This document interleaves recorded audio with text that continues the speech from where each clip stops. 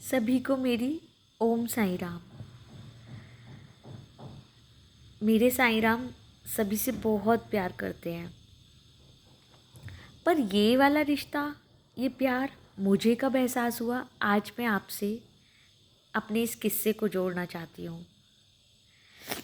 एक बार मेरे पापा बहुत बीमार हो गए थे। लिटरली उनको 1 महीने तक फीवर नहीं उतर रहा था। हमने उन्हें गाज़ियाबाद यशोदा हॉस्पिटल में एडमिट कराया। वहाँ उन्होंने दुनिया जहान के टेस्टिंग किए, कहीं टेस्टिंग में कुछ नहीं निकला। फाइनली उन लोगों ने बोला कि पापा की कुछ हार्ट डिसीज़ है, जिसकी वजह से उनकी कुछ ब्लॉक हैं, 70% आर्टरीज़ ब्लॉक हैं। तो उन्होंने बोला कि पापा को स्टंट डलेंगे। हमने सोचा ठीक है, पापा को 3 स्टंट भी डल गए और फिर भी पापा का फीवर उतर ही नहीं रहा था। हमने उस 1 महीने आईसीयू में पापा के बेड के पीछे साईं राम की तस्वीर रखी। और मेरी छोटी बहन है, उसका बहुत विश्वास था। उसने डेली वहाँ पर जोत जलाई। साईं राम की फ़ोटो जब मैं भी देखती थी तो मुझे ऐसा लगता था कि वो बोलते थे, बेटी सब सही हो जाएगा। दिन रात बस पापा की टेंशन, यहाँ तक कि सोकर उठते थे तब भी आंखों में आंसू होते थे। पूछती थी मम्मी से फ़ोन पे, मम्मी कैसे है पापा। सुनना चाहती थी कि मम्मी कहे आज फीवर नहीं चढ़ा, लेकिन मम्मी कहती नहीं फीवर है। 1 महीना हो गया। फाइनली हमने वहाँ से पापा को शिफ्ट किया नोएडा मेट्रो हॉस्पिटल में। वहाँ पर डॉक्टर टंडन है, उन्होंने पापा का टेस्ट किया। उन लोगों ने फिर टेस्ट के बाद बताया कि पापा के लीवर में एब्सिस है और उसमें इंजेक्शन लगेगा, जिसमें कि बचने के चांसेस नामुमकिन टाइप के हैं।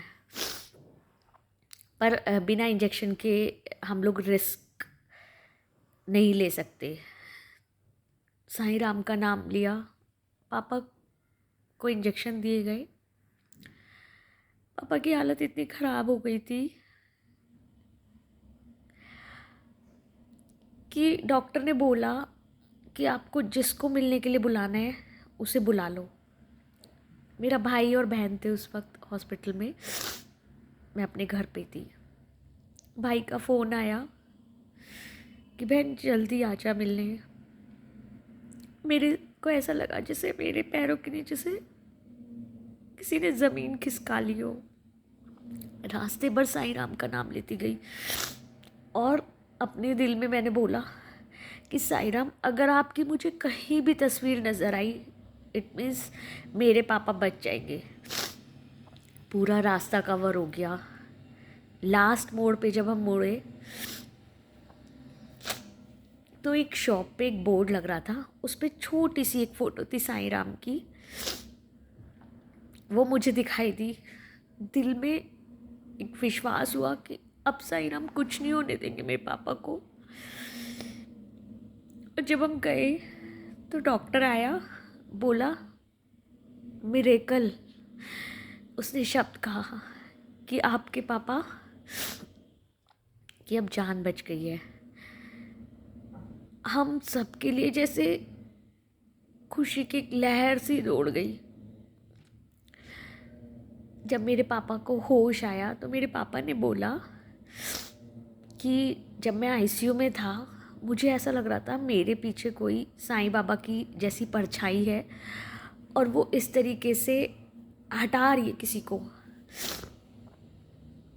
कि मैं साईं बाबा से मन ही मन मांग रहा था कि बाबा मेरी अभी कुछ जिम्मेदारियां शेष हैं, मैं उन जिम्मेदारियों से निवृत्त हो जाऊं, तब आप मुझे चाहे ले जाना, पर मुझे अभी नहीं जाना, मेरी अपनी जिम्मेदारी है, मेरी छोटी बेटी की शादी नहीं हुई है, मेरे बेटे की अच्छा काम जॉब नहीं लगी है, तो मुझे इतना मौका दो। तो साईं बाबा ने जैसे किसी को भगा रहे थे, पापा ने महसूस किया ये सब, और सामने कुछ काली परछाई पापा को सपने में नज़र आ रही थी जिसे वो भगा रहे थे। तो मेरे पापा ने भी ये फील किया कि साईं बाबा खुद साक्षात हॉस्पिटल में आए थे।